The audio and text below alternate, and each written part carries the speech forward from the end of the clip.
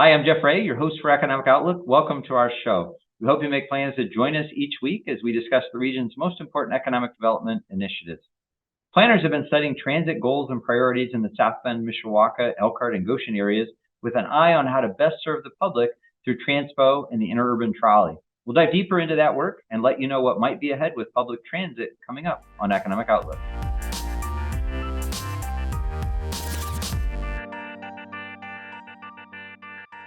MACOG and Transpo recently completed their Connect Transit Plan, which takes a closer look at our transit system in the region, how our communities are connected, and what the future holds for public transportation. Today, we're diving deeper into that process and the plan with James Turnwald, the Executive Director of the Michiana Area Council of Governments, MACOG, and Amy Hill, the General Manager and CEO at the South Bend Public Transportation Corporation, or Transpo. Welcome, James and Amy. Thank you for joining me today. Thanks for having us.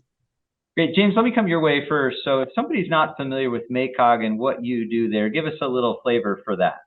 Yeah, so MACOG is a governmental organization that represents St. Joe, Elkhart, Marshall, and Kosciuszko counties. And we were created back in the 1970s. And the reason we were created by all of our local governments is that there are some issues that our local governments see as regional issues.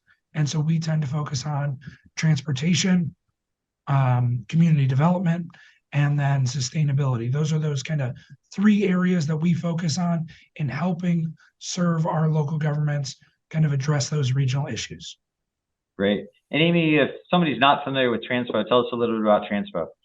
Sure. Transpo is the public transportation provider for both the cities of South Bend and Mishawaka.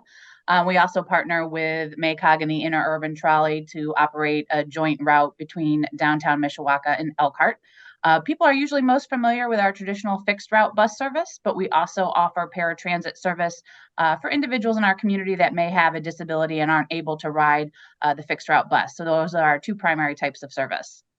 Great. Amy, let me stay with you for a second. Talk to us a little bit about just public transportation in general, kind of what's happening in the space, even like any trends, anything we need to know. Help us become experts on what's going on public transportation these days. Sure. Public transportation, like a lot of industries, have kind of gone through a challenging couple of years. You know, we locally, prior to COVID, we had actually seen our ridership starting to increase. We had 5 months of consecutive ridership increases heading into March of 2020. The pandemic was very challenging for transit systems. We saw our ridership drop down significantly, which was a trend across the country. We're still recovering. You know, prior to COVID, we did about 1.5 million rides a year. We dropped down about 40% during COVID. However, we're seeing it come back, and it's coming back slowly, but there's a lot of positive momentum. We finished 2022 back over a million, about 1,085,000 rides. So we're moving in the right direction, but we're also really focused on the future of public transportation and ensuring that we are serving our communities in the best way possible. We've had a lot of exciting opportunities with expanding some of our ridership programs with schools and universities in the area. So there's a lot of positive momentum. We're also challenged, like a lot of industries, with hiring right now. We have a lot of open positions, and some of that has impacted our service levels that we're able to maintain in the community.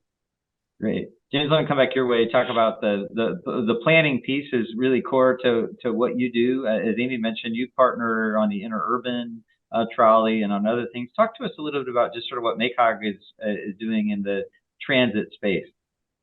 Yeah, so when it comes to transit, one of the unique things that MACOG does is that we actually do oversee the Interurban Trolley, which is a 5-route system over in Elkhart and Goshen.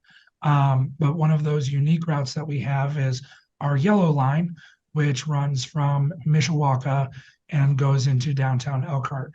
And we were able to jointly operate that and really launch some improvements to that, working in partnership with Transpo. And that's been in place since about 2019.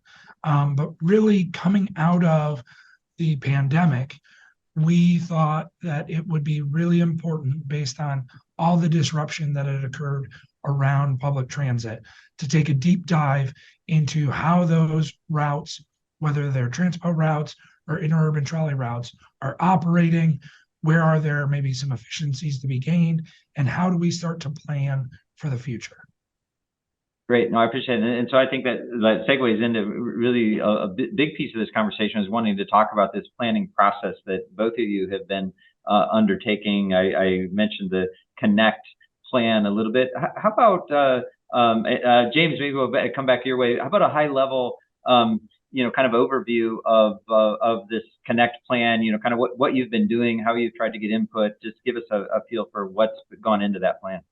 Yeah, so starting back in around March of 2022, we, both Transpo and MACOG, joined together to do this transit plan.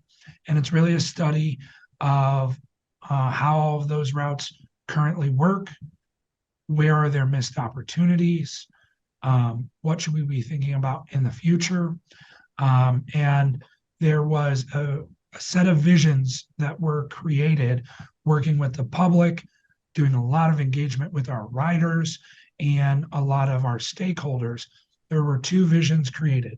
One that was focused on short term, and then one that is focused on if we chose to invest more in public transit, what could public transit in this area look like long term? So kind of a short 2-year plan for implementation on some of the short term stuff, and then a longer looking plan for looking into the future. Amy, let me come your way from the operator perspective. So my guess is you're sort of annually looking at your plans and how you service your customers and some of this, but this is a little bit deeper dive maybe than has happened in recent years. Share some perspective on the Connect plan and how you've been involved there. Sure. So this was really a little bit of a unique opportunity for us to partner with MACOG and really take the deep dive on a regional level. Whereas in the past, Transpo, it's been over 10 years since we took a deep dive looking at everything. Obviously, we're reviewing our routes on a regular basis, taking public feedback, operator feedback.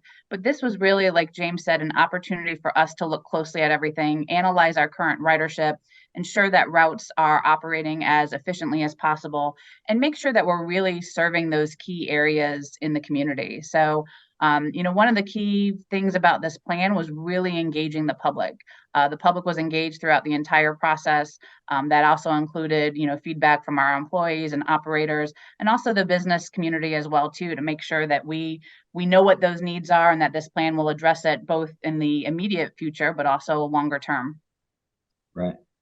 So, Amy, let's stay with you for a second. And so just, you mentioned this engagement, feedback. Obviously, you're probably talking to people who are regular customers, who are very familiar with your system. You're probably talking to people who have no idea or haven't been on a bus for a few years. Share a little bit about just sort of the sentiment from the public as you're going through this planning process. Sure. And you're right. We did spend a lot of time talking to our current riders to get their feedback. They're the ones that are out there using the system every day. But it was also really important to talk to the general public and ask them, what they know about Transpo, what it would take for them to be able to ride the bus. Are we going to the areas where they need to go? But also, are we being useful? One of the challenges can be if you're operating a route that's maybe, only 30 or 60 minutes, it can be a time-consuming process to get to where you need to go. So really addressing that. Also talking to employers. Sometimes transportation can be the biggest gap in getting those employees to the places they need to be to earn the wages to support their families. So it really was an interesting process. So it's often we rely just on those who are riding, but it's also important to talk to those that may not ride or may not be familiar with our services. Great. Guys, we're going to take a quick break here in the studio, and we're going to go out into the field. George Lefin-Yotis, my co-host, is out with a little field interview to add to what we're talking about here in the studio. George, let me toss it to you. Thanks, Jeff. I'm on the south side of South Bend. I'm joined today by Amy Hill, CEO of what we affectionately call Transpo. Yes. Amy, thanks for being with us today. Absolutely, glad to be here. Tell our viewers a little bit about why we're on a bus today and what this brand new bus is all about. So we are on one of our brand new CNG buses that was just recently delivered and that we're getting ready to phase into service while we phase out the last of the remaining old diesel buses. So when we say CNG, we're talking about compressed natural gas. Correct. Okay. And what is the benefit of that fuel versus a traditional diesel fuel bus? So compressed natural gas, CNG, is an alternative fuel. So it is significantly cleaner to operate. It reduces the emissions that we are putting out every time we operate a bus. And there's also some significant fuel savings for the organization as a whole compared to diesel. So win, win, win. Exactly. All right. And how many CNG buses do you currently have in the fleet? So we are soon to have a total of 50. They are all on property, getting ready to go into service. And so our fixed route fleet will be 100% CNG within the next couple of weeks. And that hasn't, seems like you're making it sound like it all just happened very quickly, but that's been a long process to get there. It's been a long time coming. So our board made the decision to pursue alternative fuels over 10 years ago. And so we started receiving our first CNG buses back in 2014. And one of these babies costs? About $540,000. So it's certainly it's not an taken easy some time. process. Yeah, It's taken all some right. time. We've had to apply for competitive grants to get to where we are today. Let's talk about the role of the bus in our community. You service South Bend, Mishawaka, as well as a partnership with Elkhart. Correct. So we work with MACOG and the Interurban Trolley. So we have a jointly operated route that runs between downtown Mishawaka and Elkhart to help improve those connections between the communities. And that helps with workforce development and making sure people are at the right place at the right time. Exactly. That connection to jobs and other opportunities is huge for our community. That's awesome. So, but the buses go beyond just carrying adults. We were talking a little bit before we went on air. There's a dual role here with this bus. Can you talk about how students utilize the bus? Sure, absolutely. We have a lot of ridership programs in place, including South Bend Community Schools, where middle school and high school students can ride for free by showing their school ID. We also partner with School City of Mishawaka and provide what's called school triple service, since they don't have regular school bus service for all their students. So the middle school and high school students can also ride for free. We also in the summer have a summer travel program where all K through 12 students can ride for free. We see that as a great way to introduce students to public transportation early on.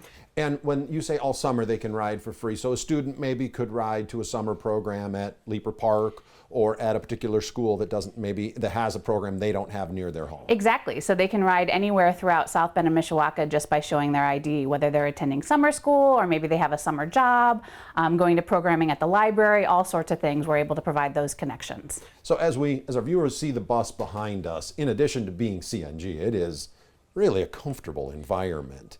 Would you say, I know that COVID did something to ridership, right? I mean, like many industries, anything that involved the general public suffered. But you guys are coming back from that, aren't you? We are. You know, all public transportation systems were hit pretty hard by the pandemic. We saw our ridership dip by about 40%, which unfortunate timing because we were seeing the first surge in increasing ridership in years, but we are coming back from that. So in 2022, we were back up over 1 million rides. We're striving to get back to where we were at 1.5 million rides per year prior to COVID.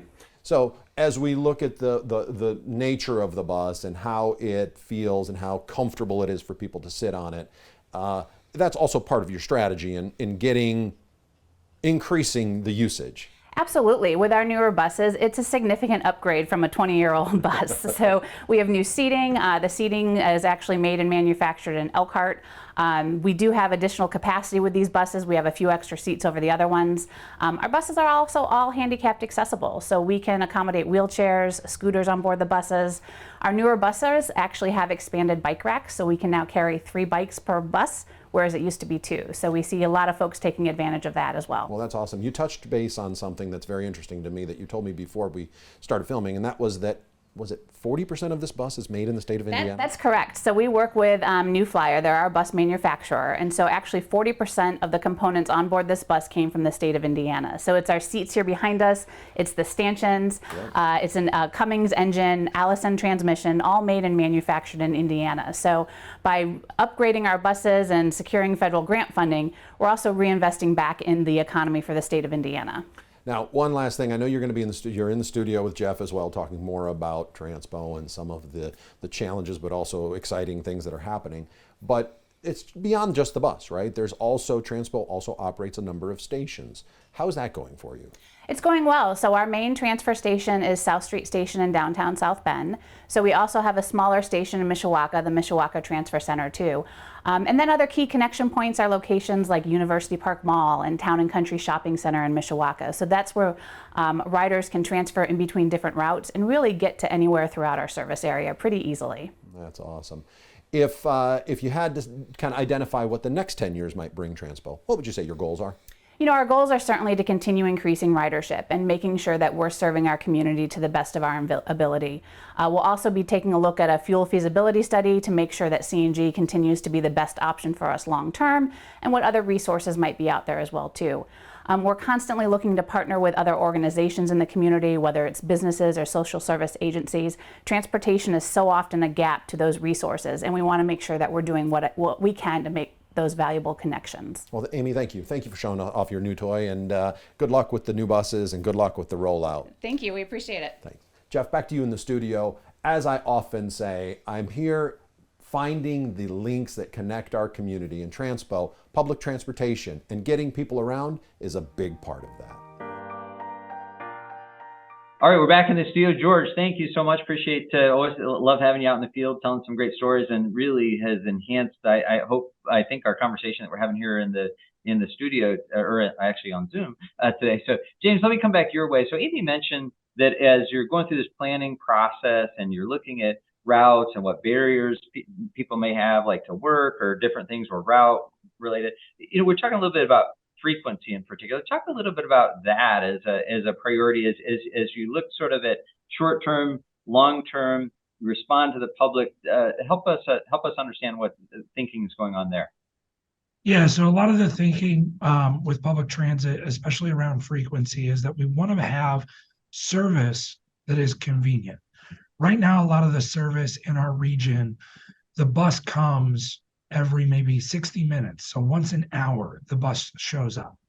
And that is basic lifeline service that if you absolutely need public transit, there is at least an option available to you. But having routes that are more frequent is more convenient and a better overall service. If you think about it, a private vehicle, your car is always ready to go when you want it. But transit is only ready when a bus comes. And so if a bus is coming very infrequently, it is not necessarily convenient service. And so folks may not choose to ride because of this infrequent service. And so frequency really provides a lot of freedom and reliability. And so the vision for the future, say in the South Bend market, as we look at what type of transit system we want to have, there are some options there where we could invest, say, about $2.8 million, and that would get us five routes that are frequent and showing up every 15 minutes, which would be very convenient service that our region has never seen. Great. Amy, let me come back your way. I probably should have asked this question sooner, but help educate me and those that are watching. Where's the money come from to run a bus system or a transit system? Sure, that's a great question. So we receive funding on the local, state, and federal levels. Locally, it's primary through property taxes. That is our biggest source of funding. The state of Indiana then has the Public Mass Transportation Fund that helps to fund all public transportation agencies across the state. That's traditionally been a line item in the state budget. It's now moving over under INDOT. Unfortunately, there has not been any significant investment in that fund in over 10 years. So that's really an opportunity for growth on the state level. On the federal level, we receive multiple sources of funding through the Federal Transit Administration. That includes operating assistance, also for some capital expenses. And then we go out and we'll also apply for competitive grants. So when we're purchasing new buses, we're just in the process of finalizing our upgraded fleet to compressed natural gas. The primary source of those funds were competitive grants, which will cover 80% of it. Then we need to go out and seek an additional 20%, typically on the local or state levels. Great. So Amy, let me stick with that because James was talking about, kind of frequency and all this. As you said, you're analyzing routes every year, trying to figure out, how to best serve the public who needs this service. In the plan itself, there really were two pieces, if you will, right? The short-term network, kind of based on current budget, and then the additional funding network, where perhaps you've got some of those frequency things like James mentioned. Just touch on things like that, those two elements of that plan. Sure. So the short-term network is essentially a budget neutral. So what can we do based on our current budget to improve service throughout our community? Unfortunately, we can't get to that 15-minute frequency under our current budget without cutting service significantly in order to fund that. But there are some really great options that we'll start implementing over the next year or so. For example, our route that serves the Blackthorn area, there's been a lot of growth and development in that area. We can make some budget neutral changes to better serve those businesses that have been asking for transit service. So those are one of the immediate things we can do. Looking further down the road, that additional funding network, if we were able to implement all that, it would be about an 80% increase of service throughout our region, which would be transformational.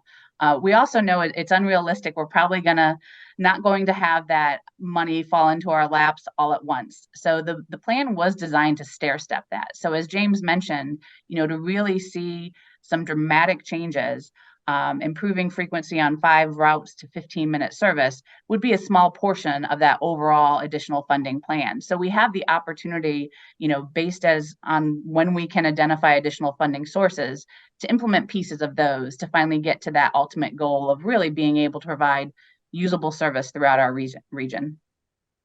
James, let me come back your way. So you're often the conduit to federal funds, really plugged in and what types of dollars are available, from a lot of different pots. What's the appetite nationally? I mean, is there an appetite for funding public transit? What's going on in that space?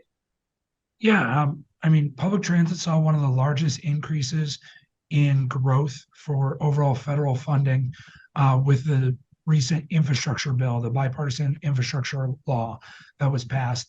There were significant increases for public transit included in that.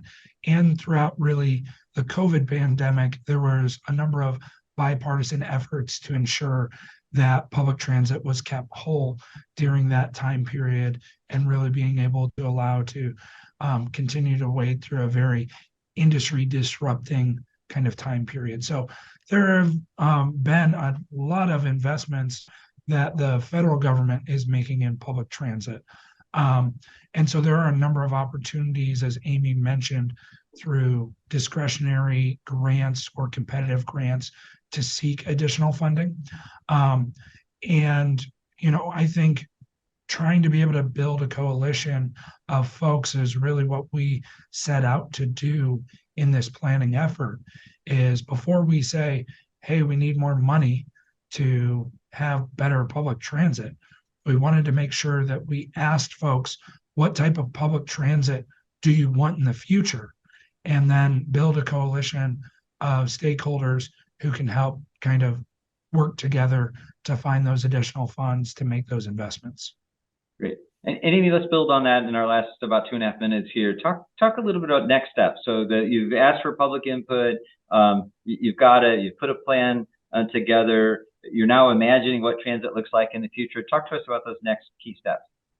Sure. So our next steps really will be to finalize the implementation plan so we can start looking at that short-term network and implementing those changes. We would anticipate being able to do that yet this year and then see some additional changes coming next year as well too. So we'll continue to seek information from the public. One thing at Transpo where we have an updated fleet now with CNG, but we'll be introducing some additional technology to help our riders and future riders use our system better. We're adding real-time information, so you can pull up an app on your phone and see exactly where your bus is coming. So making sure that we are continuing to invest resources into the current system, but also, like you said, planning for the future and being able to implement those changes when we secure additional funding. Great. James, if folks want to learn more, understand, read the plan, see what was done, where do we send them for that? Yeah, to learn more about the plan, it's just at connecttransitplan.com. And you can get all of the information about all the reports and process, the final document, all sorts of great maps and images, and learn a lot more about public transit in the area. Or they could always take a look at MACOG.com as well to get more information about things that we're working on at MACOG.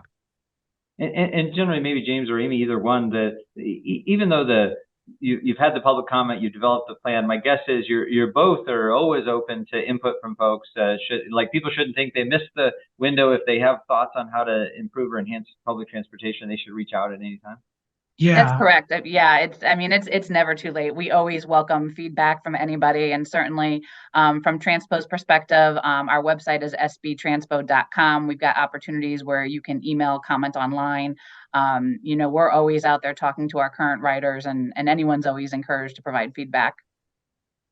Guys, well, thank you so much for being a part of our conversation today. Thanks for the good work you're doing to help provide a really important service in all of our communities, South Bend, Mishawaka, Elkhart, Goshen. We're grateful for that work. We'll look forward to having you back as this project progresses and as that plan gets implemented. That's it for our show today.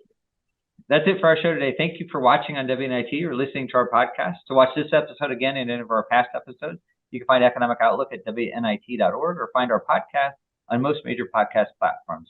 Let's encourage you to like us on Facebook or follow us on Twitter. I'm Jeff Ray. I'll see you next time.